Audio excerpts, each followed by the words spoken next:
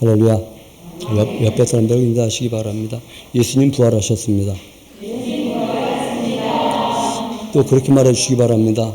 그 부활이 예수님에게만 머문다면 우리와 아무 상관없습니다. 시작.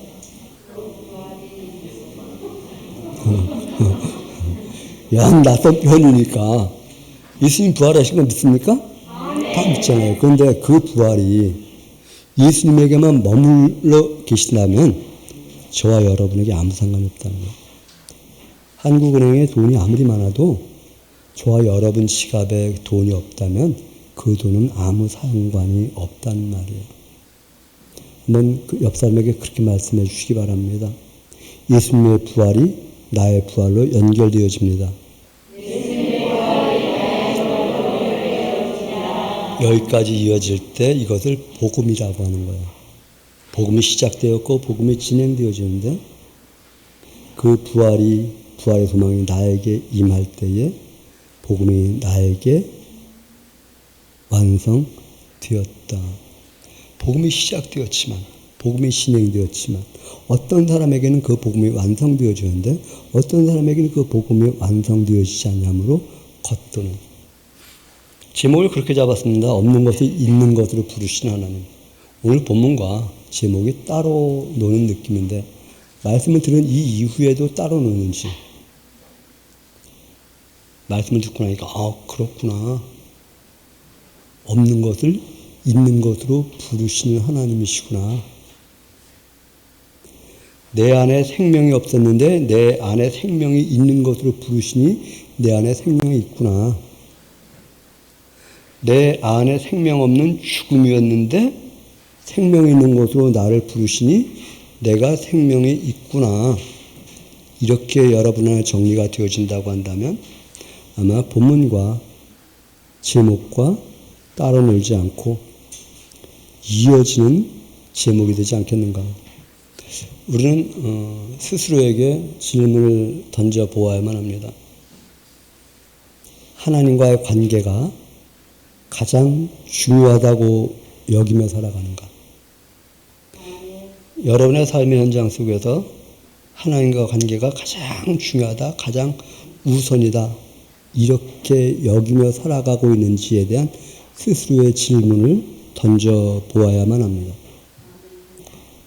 아니라면 나의 필요에 의해서 하나님을 찾으면서 다시는 하나님을 찾지 않아도 되기를 바람으로 하나님을 찾고 있지는 않은지, 다시 말하면 하나님께 나와 하나님을 찾아서 한 방에 문제가 해결됨으로 말미암아서 하나님 없이도 편히 살아갈 수 있기를 바람으로 하나님을 찾고 있는 것은 아닌가 스스로 한번 질문을 던져보아야 한다는 것입니다.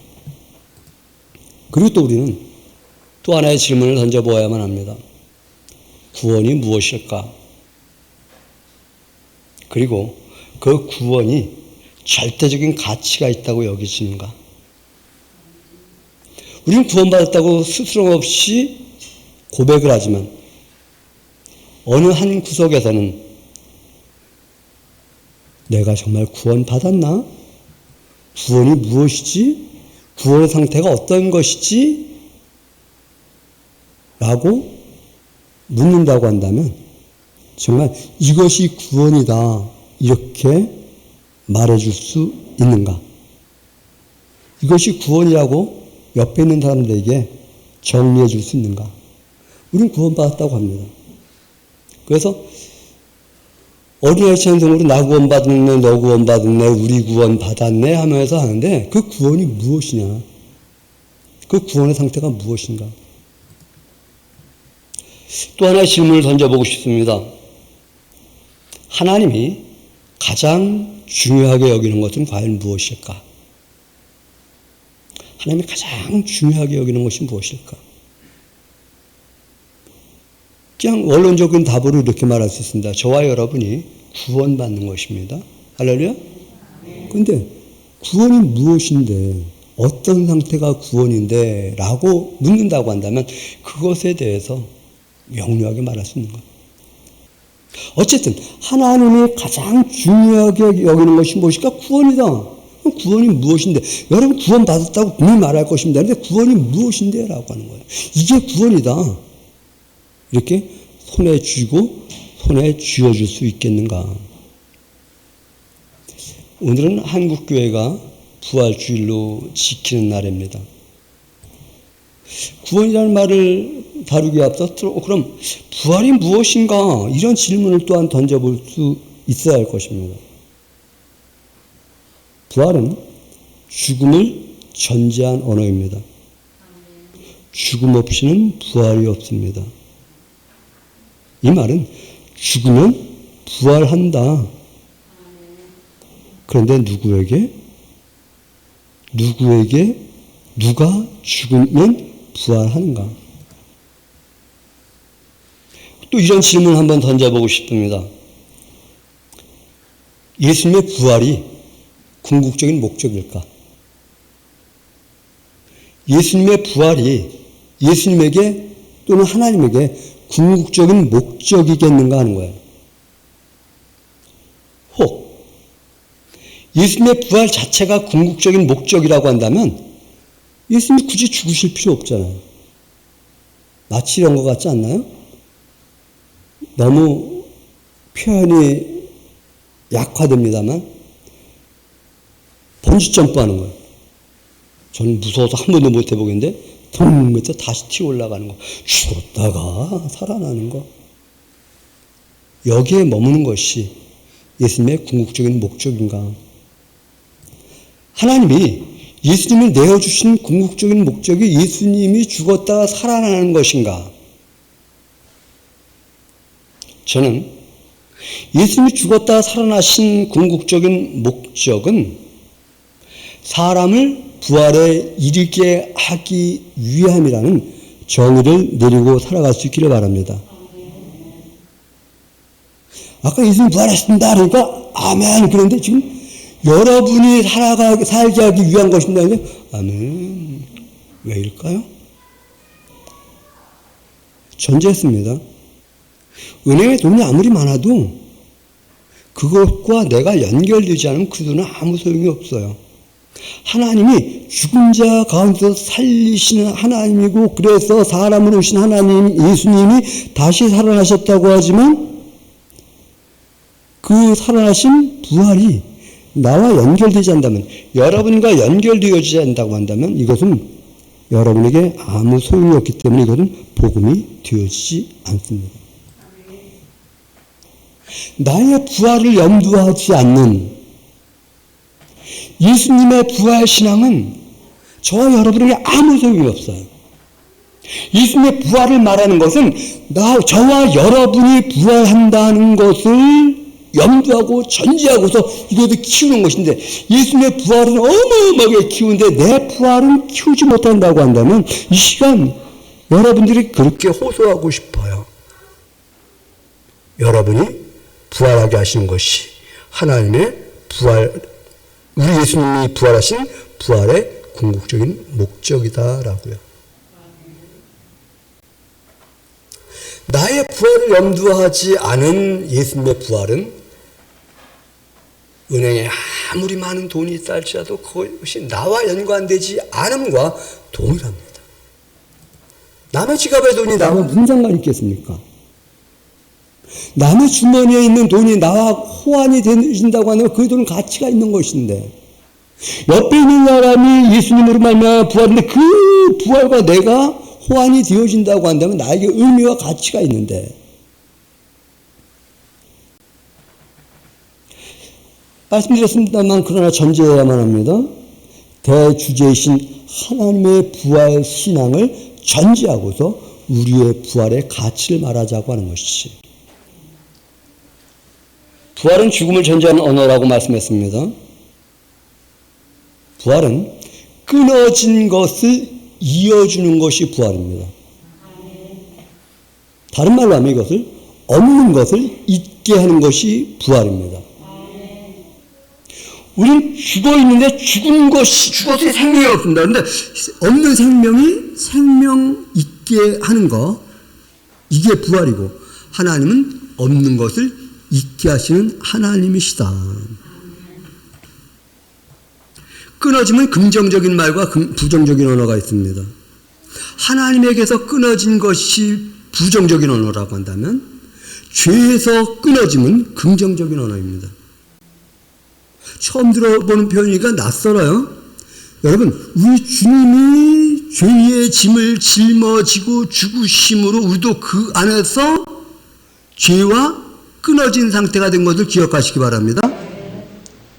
이 죄와 끊어졌기 때문에 이제 생명으로 이어질 수밖에 없는, 질 수밖에 없는이라는 그런 표현을 해보았습니다. 죄에서 끊어짐으로 말미암아 하나님께서 떨어진 상태에서 하나님께로 이어지는 상태, 이것을 부활이라고 한다. 죄가 죽으면 죄의 상태가 힘을 잃게 되어집니다.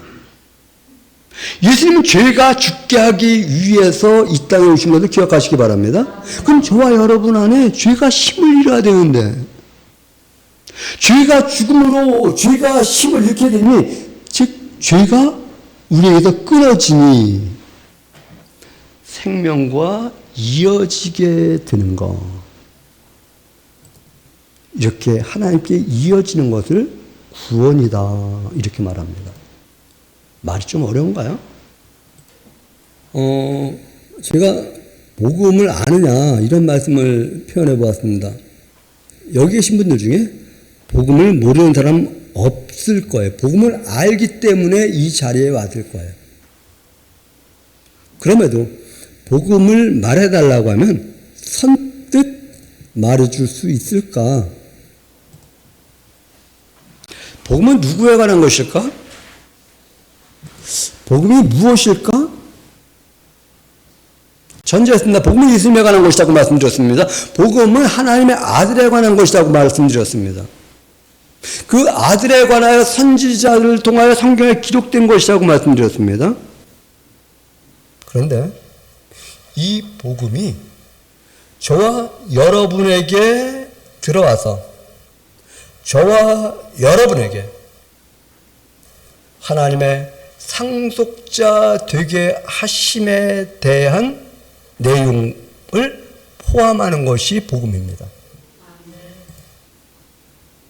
오늘 읽어드린 말씀 다시 한번 주목해 보시기 바랍니다. 이 복음은 하나님이 선지자들을 통하여 그 아들에 관하여 성경에 미리 약속하신 것이라고요. 그러면 아들 예수 그리스도만인가 우리가 하나님의 영으로 말미암아 아바 아버지라고 부르게 되는데, 이 아바 아버지라고 부르게 된 저와 여러분에게도 이어지는 것인가?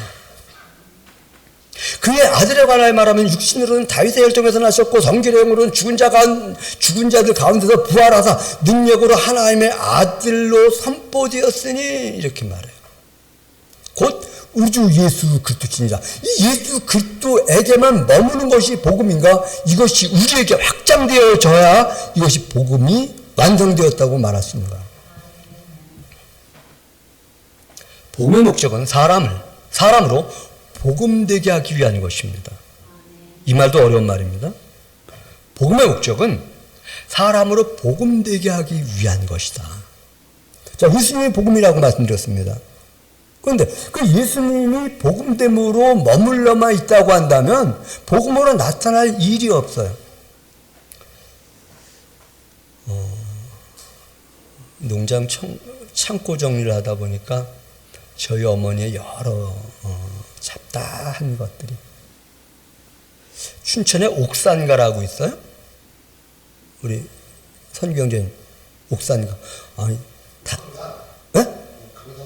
옥광산인데 뭐 춘천에만 있다래요. 품질 보증서에다가 옥반지가 몇 개가 나오더라고요.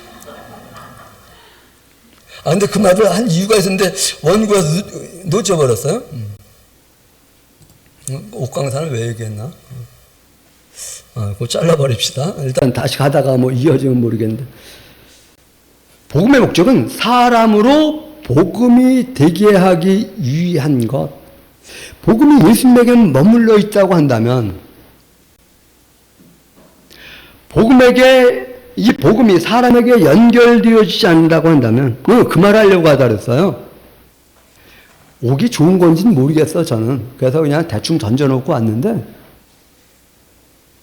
이것이 사람에게 가치 있게 여겨지지 않으면 이것은 아무리 귀하다 할지라도, 복음이 아무리 귀하다 할지라도 여러분들에게 연결되어지지 않으면 이것은 아무런 의미와 가치가 부여되지 않아요. 가치 없어서 가치 없음이 아니라 가치를 모르기 때문에 그 가치를 받아들이지 않기 때문에 나와 아무 상관이 없는. 복음은 선지자들 통하여 미리 우리에게, 아들에 관하여 말씀한 것이라고 했습니다. 그렇다면 이것은 아들에게만 모는 것이 아니라 이 복음은 선지자들 통하여 미리 저와 여러분에 대하여 성경에 기록해 놓은 것이다. 사람으로 말하면, 아들로 말하면 아니라 사람으로, 저와 여러분으로 말하면 왕의 혈통을 이었고, 다른 성경하고 좀 연결이 되고 있나요? 왕 같은 제사장이라고 하잖아요. 우리 예수님이 왕이라고 하잖아요. 우리 예수님과 우리가 형제라고 하잖아요. 그럼 여러분 왕이 맞나요? 근데 이것이 낯설어. 그렇게 표현하기에는, 그렇게 받아들이기에는, 아니요, 예수님이 왕이면 여러분도, 우리도 왕이다. 그게 복음이에요. 사람으로 말하면 왕의 혈통을 이었고, 영으로는 하나님의 아들로 선포되었으니. 여러분, 하나님의 자녀 맞습니까? 이것에 대한 확실한 소신을 가지고 살아갈 수 있기를 바랍니다. 예수님의 아들과 다 알아요. 믿는 자들이라면. 근데 내가 하나님의 아들이라고 하는 것에 대한 물음표를 가지고 살아가요. 정말일까?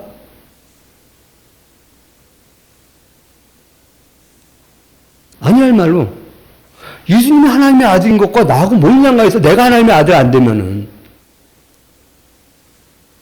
옥이 아니라 금이 한 양이 딱 나왔다고 해요. 귀가 좀 번쩍 뜰 텐데, 그렇죠? 금이 한 양이 있으면 뭐해? 나하고 뭔 상관이 있어? 내가 귀하게 가치 있게 여기지 않는다고 한다면. 복음은 사람이 하나님의 아들됨이요, 아들됨뿐만 아니라 하나님의 상속자됨에 대한 내용이 복음이다. 여러분, 하나님 상속자 맞으십니까? 그렇다면 내 안에 복음이 있어. 이것은 나는 하나님의 자녀야. 하나님의 아들이야. 하나님 나라의 왕이야. 난 하나님의 상속자야. 뭐 다른 걸 가지고 내가 이렇게 이러고 있나요? 복음의 근원이신 그리스도께서 상속자이니 그분과 잇대어 있는 저와 여러분도 상속자라고 하는 것. 복음의 근원이신 그리스도께서 살아나심처럼 저와 여러분이 다시 살아나게 될 것이라고 하는 이것과 잇대어 살아가는 성도들 되시기 바랍니다. 예수 그리스도와 끊어진 상속권을 다시 잇는 것. 이것이 바로 복음이다. 사람이 하나님의 상속자됨. 다른 말은 사람이 하나님과 잇대어 있게 됨. 그것이 누구에게는 복음이고 누구에게는 복음이 아닙니다. 난 하나님께 잇대어 있어. 난 하나님의 상속자야. 이것이 여러분들에게 믿음으로 받아들여진다고 하면 그것은 여러분의 복음입니다. 근데 이것이 나에게 있는데 여러분에게 없다면 여러분에게 복음이 되어지지 않는다. 또 다른 질문을 조금 생각해 보고 합니다. 부활이 무엇일까? 부활은 죽음을 전제한 언어라고 말씀드렸습니다. 예수님의 부활이 궁극적인 목적이 아니라고 말씀드렸습니다. 예수님의 부활은 사람의 부활을 알게 하기 위함이라고 여러분들에게 말씀드렸고, 이것이 부활신앙의 완성이다, 이런 말씀드렸습니다. 그때 이 부활신앙의 복음이 우리에게, 여러분에게 복음이 되어지는 것입니다. 이런 질문을 한번 던져보고 갔으면 좋겠어요. 사람의 부활의 상태는 어떤 상태일까? 우리 부활한다 그러잖아요. 부활신앙이 있다 그러잖아요. 이제 예수님이 부활하실 때 나도 부활한다라고 하는 신앙으로까지 연결되어 있다고 한다면 그 부활의 상태는 어떤 상태인가? 여러분들 옆 사람에게 말해주지 말고 스스로 내 부활 상태는 이럴 거야. 이런 거야. 성경에 이럴 것이다. 이렇게 된다고 기록해 놓았어. 이것이 주마등같이 스쳐 지나가며 정리되어지고 있는가? 이것이 정리되어질 뿐만 아니라 정말 확신을 가지게 되어지는가? 우리의 부활의 모습은 글쎄요. 지난해 사과가 달렸는데 사과 모양이 이렇게 생겼다면 올해도 사과 모양이 이렇게 달릴 거야. 우리는 이러한 선지식을 갖게 되어집니다. 부활의 첫 열매이신 예수님의 부활의 모습을 보면서 우리도 이렇게 부활될 거야. 이러한 선지식을 가져야 되고 또한 정리해 놓을 때에 이 선지식에 의해서 침이 넘어가든가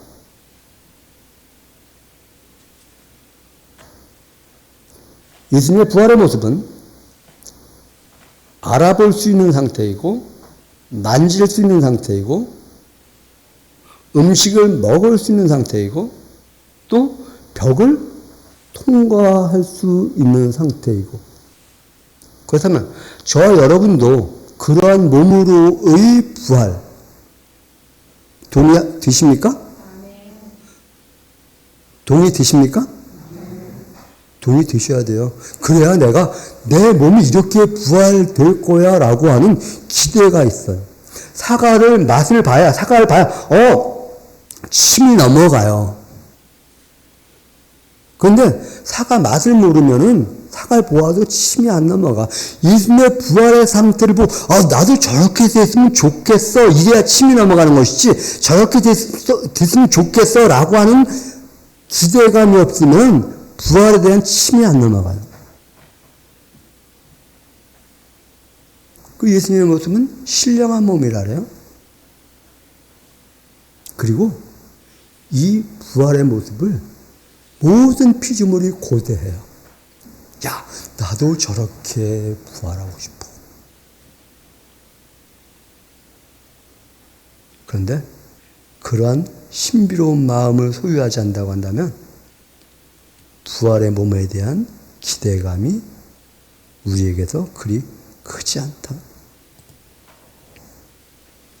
부활에 대한 몸의 부활에 대한 신비로움에 대한 기대감을 가지고 있는 사람들은 부활의 몸으로 하나님께 결합된 성도들이니 뛰어넘으니까 조금 어색한가요? 우리의 몸은 부활의 몸으로 하나님께 결합되어 있는 또 조금 다른 표현은 체결되어 있는 자들임에 대한 고백이 있어지기를 바랍니다.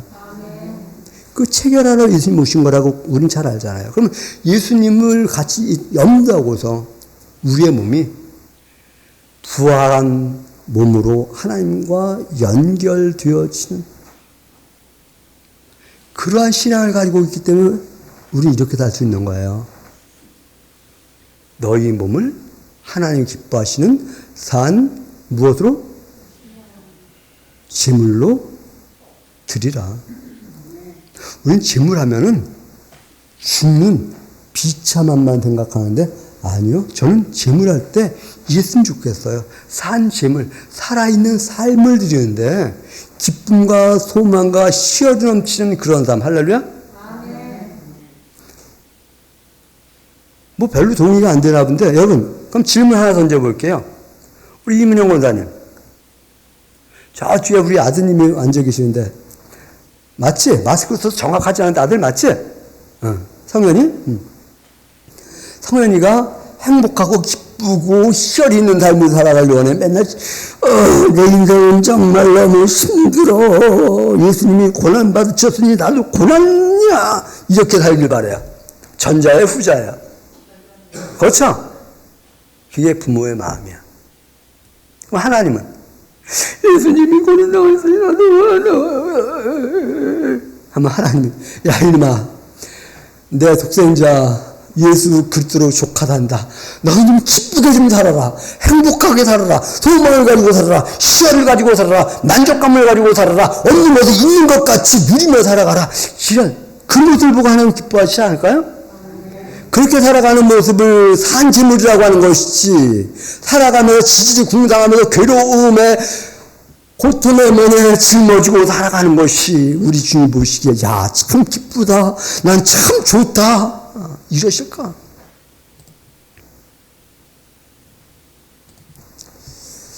복음을 주신 하나님, 부활을 주신 하나님, 어떤 하나님일까? 없는 것을 있는 것 같이 부르시는 하나님이시다. 우리 이런 기대감을 가져. 이 땅에 대한 근시안적인 시야만 가지고 있기 때문에 내 삶의 현장에 돈이 없는 것이 돈이 있어지고 건강하지 않은 것이 건강해지고, 또한 이제 내 자녀의 어떤 부분이 없는 것이 있어지고, 여기에만 몰두하는 경향이 있는데, 우리 주님의 궁극적인 목적은, 우리 주님의 부활의 궁극적인 목적은 저와 여러분의 부활임을 기억하시기 바랍니다. 그렇다고 한다면 저와 여러분 안에 없는 부활이 있게 되어지는 것이, 그리고 이 없는 부활을 있는 부활로 부르시는 하나님이심을 믿으시기 바랍니다. 하나님 없는 것을 있는 것으로 부르시는 목적은 있는 자로 살게 하기 위한 거예요. 무엇을, 어떤 사람도? 있는 자로. 무엇이 있는 자로? 에? 복음 맞아. 복음 맞아. 부활이 있는 자로. 할렐루야? 내 몸이 부활할 몸이 있는 자로 살아가는 것이야. 부활 있는 삶, 기쁨 있게, 기쁨 있는 삶으로 살아가는 거. 생명 있는 자의 삶으로 살아가는 거. 생명 있는 자의 삶으로 살아가는 것을 의로움이라고 하는 거예요. 오늘 의로움 하면 이 세상의 어떤 기준의 의 이렇게 생각하는데 아니요. 가장 우선하는 것은 생명 있는 자로 살아가는 삶의 과정 흔적이 의다. 그러므로 이제 그리스도 예수 안에 있는 자들에게는 결코 정죄함이 없나니. 여러분 스스로 정죄하지 마시기 바랍니다. 스스로 정죄하는 것은 육신의 생각이에요. 영의 생각은 정죄하지 않아요. 육신의 생각은 사망이요, 영의 생각은 무엇이라 그래요?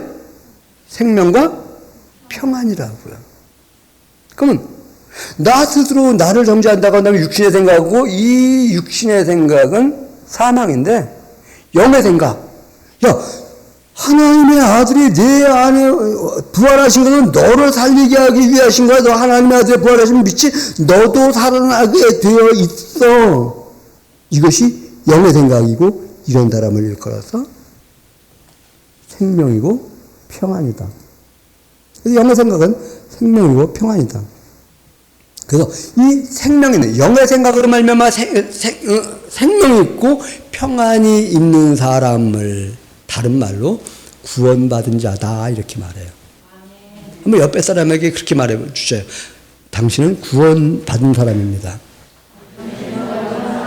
자, 당신이 구원받은 사람이라고 했을 때 무엇이요? 당신은 생명 있는 사람입니다. 생명 있기에 기쁨과 소망과 희열과 평안이 있는 사람입니다. 이것을 누가 증언하는가?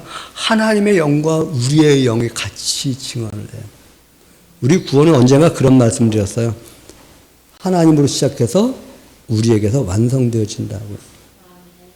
하나님에게서 시작되었는데 우리에게 다가오지 않는다면 구원은 우리에게 완성되어지지 않아요. 하나님이 예수님을 살리신 것은 하나님의 영이 함께 하셨기 때문에 살리신 거예요. 그렇다고 한다면 우리가 다시 살아나는 것은 하나님의 영이 계셔야 되는데 하나님의 영이 그렇게 말하는 거예요.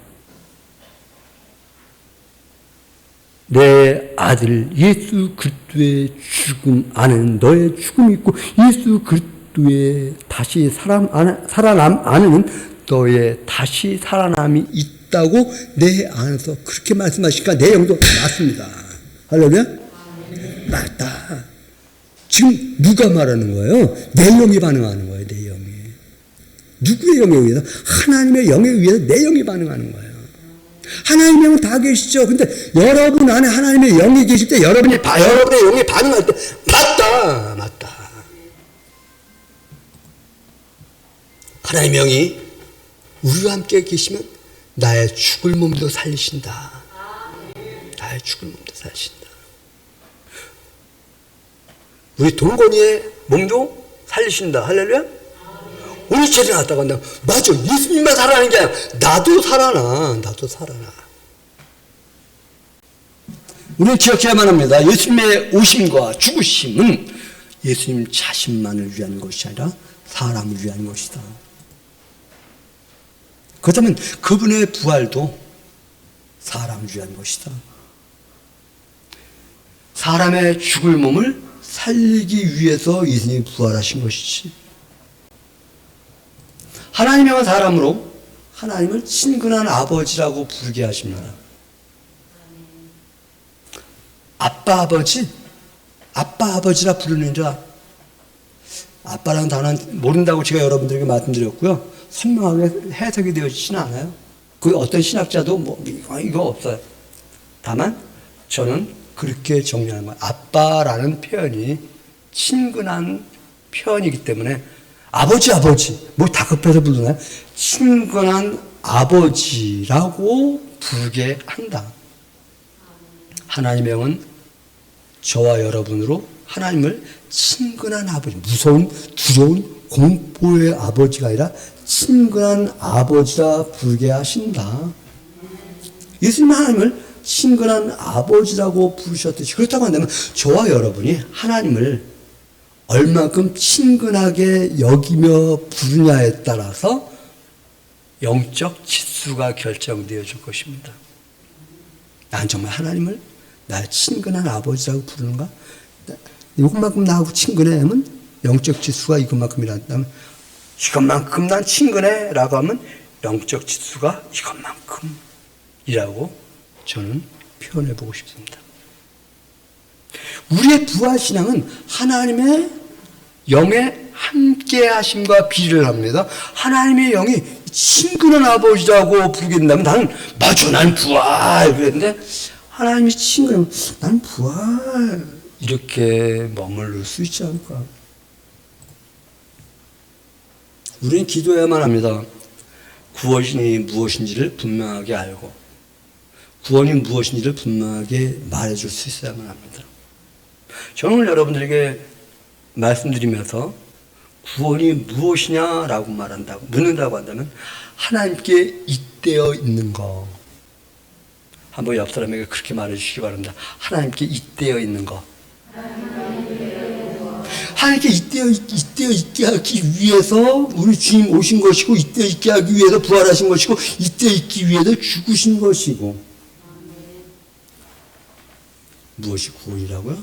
하나님께 잇대어 있는 거. 나 구원받았어 그런데 하나님께 잇대어 있지 않다고 한다면, 나 구원받았어 그런데 거미줄 같은 것으로 잇대어 있다고 한다면, 나 구원받았는데 동화밧줄 같은 것으로 잇대어 있다고 한다면, 상상적인 언어를 표현해보는 것입니다. 그리고 하나님께 잇대어 있는 사람은 우리 예수님이 하나님의 상속자이듯이 우리도 하나님의 상속자 되어지는 것, 이런 사람임을 알기 때문에 내 삶이 일상에서 기쁨과 즐거움과 소망으로 살아가는 산 재물이 되는 거. 산 재물이라고 할 때 막 그런 재물을 생각하지 마시기 바랍니다. 알았으면 좋겠습니다. 산 재물이라고 하는 것은 한때는 기쁜 거. 나 부활한 몸이 신령한 몸이야. 이 신령한 몸은 이렇게 통과도 해. 충분히 인지하고 인식할 수 있어.